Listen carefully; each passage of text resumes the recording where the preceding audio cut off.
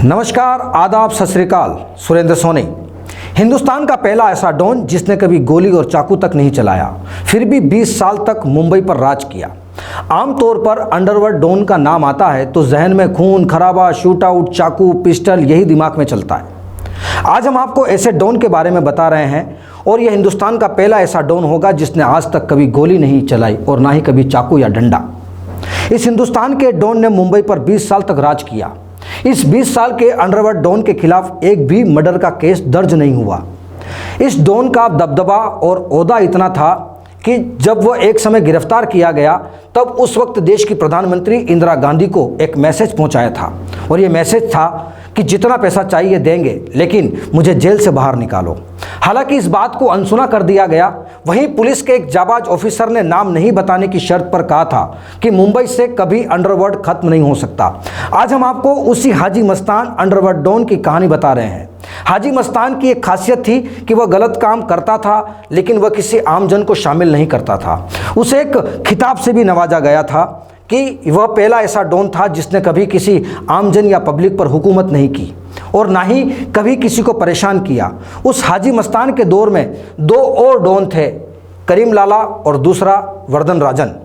उस समय यह तीनों एक साथ काम करते थे, लेकिन सबसे खास बात यह थी कि कभी इन तीनों के बीच गैंगवार नहीं हुआ, क्योंकि इन तीनों ने के अपने अपने अलग अलग इलाके बटे हुए थे। हाजी मस्तान स्मगलर का पूरा कारोबार इसी के हिस्से था। वहीं आज की कहानी देश के पहले डॉन हाजी मस्तान की। तमिलनाडु के पल्लीकुलम के गांव में 3 मार्च 1926 को मस्तान हैदर मिर्ज़ा का जन्म होता है। गरीब परिवार में जन्मा और गरीब परिस्थितियों से जूझा। उसके पिता 8 साल की उम्र में उसे मुंबई लेकर आ गए। वहीं मस्तान हैदर मिर्ज़ा साइकिल रिपेयरिंग का मैकेनिक बनता है।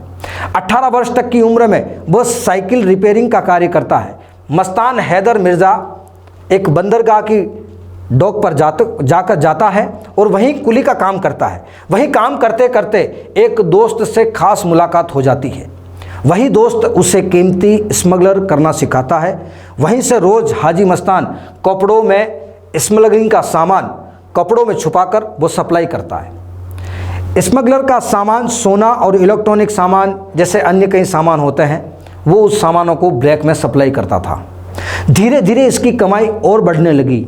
इस बीच इस बंदरगाह पर एक अरबी दोस्त से मुलाकात होती है। वह भी सोने का स्मगलर का काम करता था। जब वह एक दिन रोज़ माल लेकर के बंदरगाह पर आता है तो कुछ माल वो हाजी मस्तान को देता है। तभी वहाँ पर कस्टम विभाग की रेड होती है और उस अरबी दोस्त को 3 साल की जेल हो जाती है। जब वह 3 साल के बाद वापस जेल से आता है तब हाजी मस्तान उस अरबी दोस्त को अपने घर ले जाता है और सोने से भरा बक्सा उसे देता है। वो वैसा का ही वैसा होता है। हाजी मस्तान की इस ईमानदारी को देखकर वो खुश होता है और आधा सोना हाजी मस्तान को दे देता है। यहीं से हाजी मस्तान की ज़िंदगी शुरू होती है, यानी कि उसकी ज़िंदगी यहीं से बदलना शुरू हो जाती है। वहीं हाजी मस्तान को वो सारी रणनीति पता चल जाती है, कैसे, कब, क्या, कहाँ क्या करना है। रोज़ बड़े पैमाने पर स्मगलर का सामान बड़ी रफ्तार से होने लगता है। इसी समय वह अपने सारे ऐशो आराम को पूरा करना चाहता था। उसे लंबी गाड़ियों का बड़ा शौक था। उसने सबसे पहले मर्सिडीज कार खरीदी। फिर मुंबई के सबसे एक पॉश इलाके में उसने बंगला खरीदा। हाजी मस्तान को फिल्मों का बड़ा शौक था। वहीं मुंबई के बड़े स्टारों के साथ दोस्ती थी, चाहे वो अमिताभ बच्चन हो, दिलीप कुमार हो, धर्मेंद्र हो, राजकुमार हो, इन सभी से गहरी दोस्ती थी। वहीं इनके साथ फ़ोटो खिंचवाना, मिलना, उठना, बैठना सभी। कहते हैं कि इस स्मगलर के कारोबार में इतना पैसा कमा लिया कि वो $1 मिलियन व्यक्ति बन चुका था। हाजी मस्तान हमेशा सफ़ेद कपड़े पहनना पसंद करता था। वहीं सिगरेट और सिगार पीने का भी शौकीन था। हाजी मस्तान की सबसे खास बात यह थी कि जब वह हाजी मस्तान फिल्मी स्टारों से मिलने शूटिंग रेंज पर जाया करता था, वहीं पर पहली बार मधुबाला से मिला और पहली नज़र में प्यार कर बैठा और मधुबाला से शादी करना चाहता था। वहीं वो एक तरफा प्यार था, क्योंकि मधुबाला हाजी मस्तान को पसंद नहीं करती थी।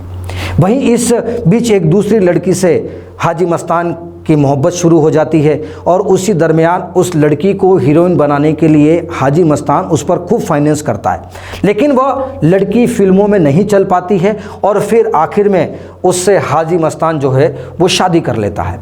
इसी दरमियान हाजी मस्तान की दौलत शोहरत इतना बढ़ जाता है कि वो उस समय बिना गोली चलाए, बिना लफड़े किए वो मुंबई का डॉन बन चुका होता है। वहीं इस दौरान मुंबई में पठान ब्रदर्स और दाऊद इब्राहिम की गैंग ने काम करना शुरू किया था। ये वही गैंग के सारे सदस्य जो है वो हाजी मस्तान को गुरु मानते थे। हाजी मस्तान ने इस गैंग को पूरा स्मगलर के कारोबार से रूबरू करवाया था, समझाया था कि कैसे कब कहाँ क्या करना है। इस स्मगलर के कारोबार में हाजी मस्तान कभी गिरफ्तार नहीं हुआ। लगभग 23 सालों के सफ़र में कभी गैंगवार नहीं किया। हाजी मस्तान ने इसकी खास वजह यह थी कि वह पुलिस और कस्टम अधिकारियों को महंगे महंगे गिफ्ट देता था। हाजी मस्तान का कद इतना ऊंचा था कि जो पुलिस या कस्टम अधिकारी उसकी बात नहीं मानते थे वह उसका उस जगह से ट्रांसफ़र करवा देता था। वहीं 1974 की एक घटना है कि जब महाराष्ट्र के एक मंत्री ने दिल्ली में मस्तान के खिलाफ मोर्चा खोला और उसकी गिरफ्तारी की मांग करने लगा। पार्टी पर बड़ा प्रेशर था, सरकार पर बड़ा प्रेशर था। हाजी मस्तान को उसी प्रेशर में महाराष्ट्र सरकार ने आदेश दिया और पुलिस उसे गिरफ्तार करने के लिए जगह जगह जो है वो दबिश दे रही थी। उसे गिरफ्तार तो किया जाता है लेकिन जेल नहीं भेजा जाता है। उसे कोल्हापुर की एक आलीशान गेस्ट हाउस में 2 रात के लिए रखा जाता है। उसे उस गेस्ट हाउस में वो सारी सुविधाएं दी जाती है जो हाजी मस्तान की ज़रूरत होती है। इतना होने के बाद वह कभी जेल नहीं गया और 1 साल के बाद इंदिरा सरकार ने इमरजेंसी लगा दी। कई नेता गिरफ्तार हुए।